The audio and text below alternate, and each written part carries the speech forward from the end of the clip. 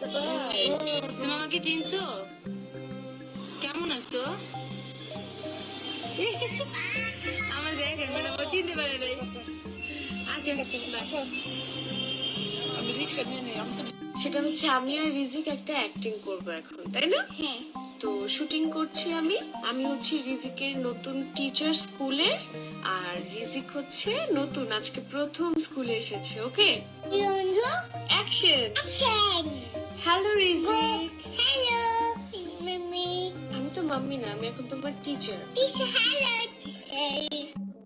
Video কলে কথা বলছে মা ইকরার সাথে রিজিক। আর এমন একটি ভিডিও এখন ভাইরাল হয়েছে নেট মাধ্যমে, আর সেখানেই দেখা গেছে ছোট্ট রিজিককে।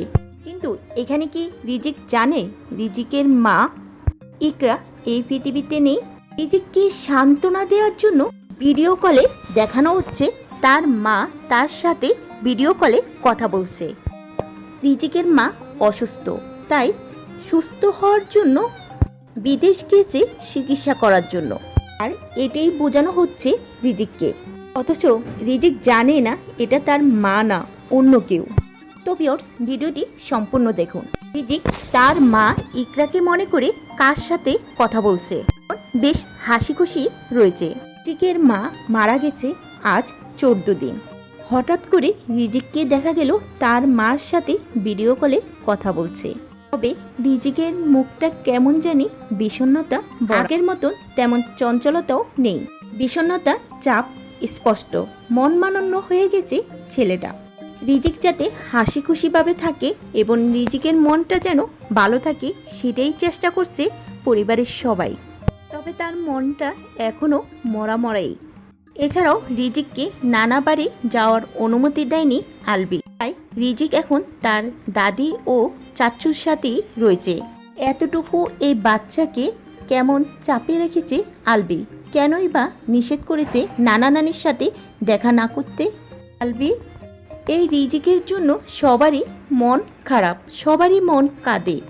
সোশ্যাল মিডিয়ায় সবাই রিজিককে নিয়ে আফসোস করে। রিজিককে তার মায়ের সাথে অনেক ভিডিওতে দেখা গেছে, যেখানে মা ছেলে দুষ্টুমি খুনসুটি, যা কিনা সবারই অনেক ভালো লাগতো। ছোট্ট এই বাচ্চাটির আদো আদো খুব সুন্দর করে কথা বলা, সবারই যেন মন কেঁদে ওঠে। হঠাৎ মায়ের মৃত্যুতে সব যেন এলোমেলো হয়ে গেল। মা ইকরাকে ফোন করে কেঁদে কেঁদে কি বলছে আলবির ছেলে রিজিক। জনপ্রিয় অভিনেতা জাহির আলবি এখন এক অপূর্ণ মানসিক যন্ত্রণা ও চাপের মধ্যে দিন কাটাচ্ছে। আর স্ত্রীর আকস্মিক মৃত্যুর পর থেকে তিনি নেপালে আত্মগোপনে রয়েছেন।